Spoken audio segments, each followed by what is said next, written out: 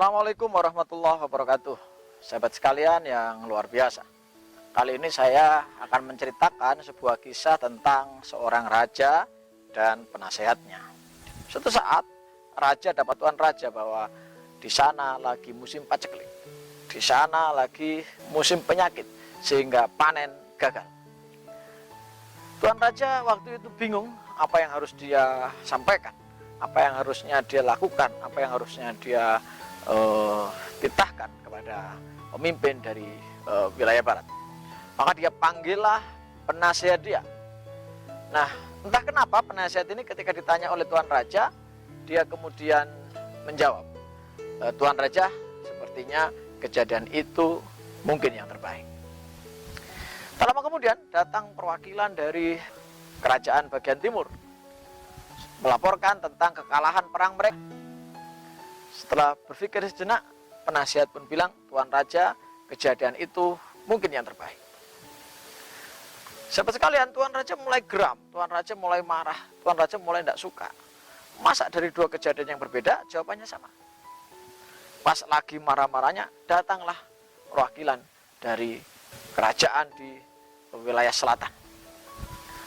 Dia melaporkan bahwa ada bencana yang luar biasa yang merusak sekian banyak rumah penduduk, bahkan sebagian dari wilayah kerajaan. Tuan raja pun tambah panik, tambah kalut, dan dia panggil kembali penasihatnya. Dan dia berkata, wahai penasihatku, bagaimana menurutmu kejadian penderitaan, musibah, bencana bertubi-tubi? Apa yang harus aku lakukan? Apa yang harus aku kerjakan? Apa yang harus aku perintahkan kepada perwakilanku, kepada rakyatku? Entah kenapa penasihat pun cuma diam dan berkata, tuan raja, mungkin itu yang terbaik. Maka tuan raja pun marah besar, dia panggil pengawal dan dia penjarakan itu penasihat. Ketika di penjara, tuan raja berkunjung ke penasihat. Wahai penasihatku, bagaimana kabarmu di penjara? Maka dengan tenang penasihat yang sudah di penjara itu berkata, tuan raja, sepertinya penjara ini yang terbaik. Mungkin engkau penjarakan aku, ini yang terbaik. Nah, sudahlah, kata tuan raja, mulai semakin jengkel dengan penasihatnya. Teman-teman sekalian, untuk merebut kembali wilayah kerajaan yang dikuasai musuh, raja harus menyiapkan dirinya dan pasukannya. Dan raja ingin langsung memimpin pertempuran itu. Maka raja pun berlatih lebih keras daripada biasanya. Entah kenapa hari itu raja teledor sehingga jarinya terputus satu oleh pedang teman latihannya. Lagi-lagi entah kenapa raja pun dengan jarinya yang putus satu ini datang lagi kepada penasihat dan bertanya, wahai penasihatku, aku tadi latihan dan jariku putus satu. Bagaimana menurutmu? Maka penasihat dengan tenang berkata, tuan raja, mungkin itu yang terbaik. Maka dia banting itu pintu penjara, dia abaikan kalimat-kalimat dari penasihatnya. Saking marahnya dia. Nah, sahabat sekalian, untuk menunggu masa perang, maka raja mengajak 3 orang pengawalnya untuk kemudian berburu ke hutan. Entah kenapa saat itu hutan tidak ditemukan binatang. Masuk semakin dalam, tidak ditemukan binatang. Semakin dalam, tidak ditemukan binatang. Semakin dalam, tidak ditemukan binatang. Lama-lama akhirnya ketemu kanibal. Ditangkaplah 3 pengawal dan raja itu ditali di pohon untuk persembahan. Kita pasti tahu bahwa dewanya raja kanibal, dewanya orang-orang kanibal itu tak suka makan korban yang cacat. Pengawal yang sempurna akhirnya pun dimasak. Pengawal yang kedua juga demikian, pengawal yang ketiga juga demikian.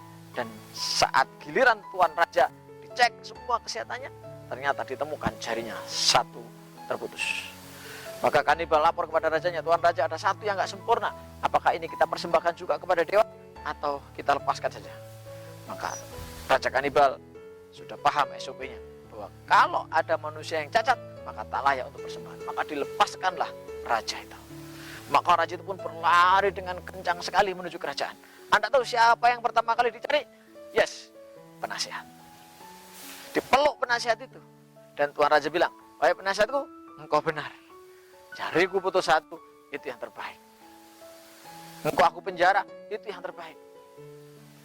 Keadaan-keadaan yang terjadi di negeri ini, itu yang terbaik. Penasihat pun penasaran dan bertanya, ada apa gerangan wahai raja? Maka raja pun cerita perjalanannya ke hutan belantara. Apa kata raja? Andai jariku ini enggak putus satu, aku sudah jadi tumbal dari para kanibal yang dipersembahkan kepada dewa mereka. Terima kasih penasihat. Makanya saya heran kenapa engkau demikian. Baru terjawab misteri itu saat ini. Jadi peristiwa-peristiwa yang terjadi di wilayah timur, di wilayah barat, di wilayah selatan, itulah yang terbaik. Itulah yang terbaik. Dan ketika engkau aku penjarakan, itu pun yang terbaik. Apa kata penasihat? Betul Tuan Raja. Aku sadar, selama ini engkau kalau berburu, mesti ngajak aku. Engkau kemana-mana, mesti ngajak aku. Dan lihatlah Tuan Raja, tubuhku sempurna. Andai engkau tak penjarakan aku sudah jadi tumbal. Cepat sekalian, kadang dalam hidup ini, kita sering suudon dengan kejadian. Yang baik-baik saja yang kita suka. Yang manis-manis saja yang kita senang. Yang baik-baik saja yang membahagiakan kita. Padahal bisa jadi itu racun. Sementara yang buruk-buruk kita sedih, kita umpat, kita maki-maki. Padahal bisa jadi yang buruk itu banyak hikmah di dalamnya. Wa asang takrahu saya wa huwa khairul lakum wa asang tuhibbu saya wa huwa syarrul lakum. Bisa jadi kamu gak suka sesuatu padahal sesuatu itu baik bagimu. Bisa jadi kamu ingin sesuatu padahal sesuatu itu buruk bagimu. Wallahu a'lamu wa antum la ta'lamun. Sungguh kamu tidak tahu apa yang Allah tahu. Baik sahabat sekalian, kalau begitu setelah ini apa yang harus Anda lakukan?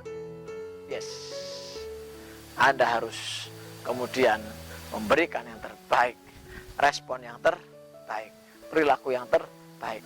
Kepada siapa? Kepada siapapun, kapanpun, dimanapun. Jangan sampai kemudian ketika Anda beda posisi, kemudian Anda menurunkan kontribusi-kontribusi Anda. Anda kehilangan persepsi-persepsi positif. Anda kehilangan harapan-harapan positif pada keadaan, pada tim, pada organisasi, pada lembaga, pada apapun yang ada di dalamnya. Ingat teman-teman sekalian, lihat sisi positif orang, lihat semuanya dari sisi yang positif, karena kita nggak tahu hakikatnya apa rahasia dari itu semua. Selamat merenung, selamat berpikir positif, ya, selamat mensyukuri semua takdir kehidupan, karena tidak ada takdir kehidupan yang buruk, semua takdir kehidupan adalah baik. Mungkin itu dari saya. Kurang lebihnya mohon maaf. Salam star. Assalamualaikum warahmatullahi wabarakatuh.